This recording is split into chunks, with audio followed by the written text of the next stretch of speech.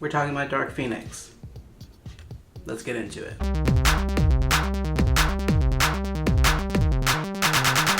What's up, fellow phantoms? How you doing? What is going on? What's up, fellow phantoms? Today we're talking about Dark Phoenix. So Dark Phoenix, as we now know, not during the making of this movie, but Dark Phoenix is the last movie made by Fox. So I'm assuming at some point it's going to be back in the Marvel Cinematic Universe at some point, probably not for a few years, but this is the last movie made by Fox. I'm going to try to make this short and sweet. This movie was not very good. I'm going to give this movie the same treatment that I feel that Fox gave to this movie. I'm not going to give it that much time. I need to give it effort, but let's get real. I'm not going to give it that much effort. That's really what this movie was. So if you don't really know about X-Men and Fox owning X-Men, I'll break it down just a little bit for you. In 2000, there was the original X-Men movie that came out kind of in the beginning of superhero movies. Overall, it was well liked. X2 was a couple years after that. That was okay. X3 was just whatever, you know, probably not that good. And they probably let probably 5 or 6 years pass by before it was semi-rebooted with X-Men First Class. And that one was more well received, and that one had some of the cast that is still in the continuity going on now.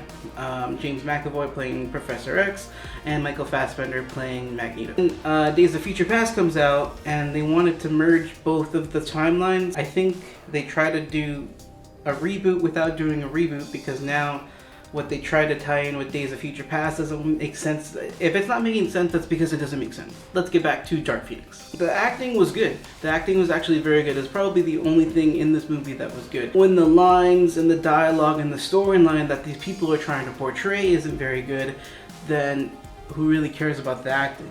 I'm not trying to put this movie down. It takes a lot of energy. This is Fox's fault, Simon Kinberg's fault, which is the director and writer of this movie. This is his first directorial debut. He has worked on multiple X-Men movies in the past. He's been a producer for some other stinkers when it comes to Abraham Lincoln Vampire Hunter. I love that book. The movie sucked.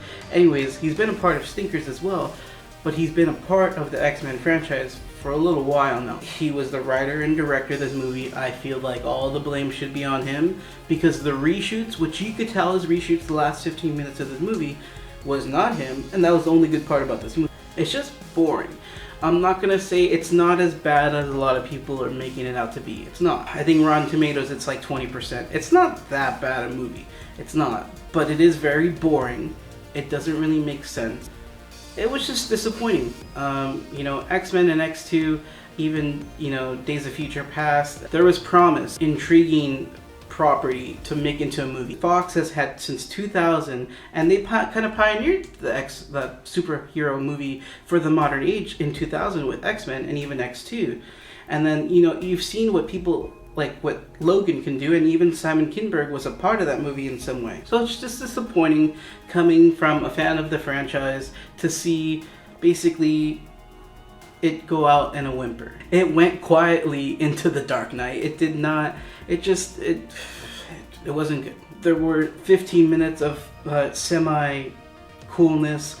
That's about it. This is actually my girlfriend's favorite comic book franchise, her favorite property. We both grew up watching the 90s X-Men cartoon. I turned to her after the credits rolled and I said, hey, be happy that, Marvel has a hold of this. And in 5 years, which is what they think will take the time to integrate this into the MCU, it'll be properly done. They'll give the proper respect. Yeah, it'll be recast, and I think it's mostly sad for James McAvoy and Michael Fassbender, Nicholas Hoult, the good actors that have been here since Days of Future Past.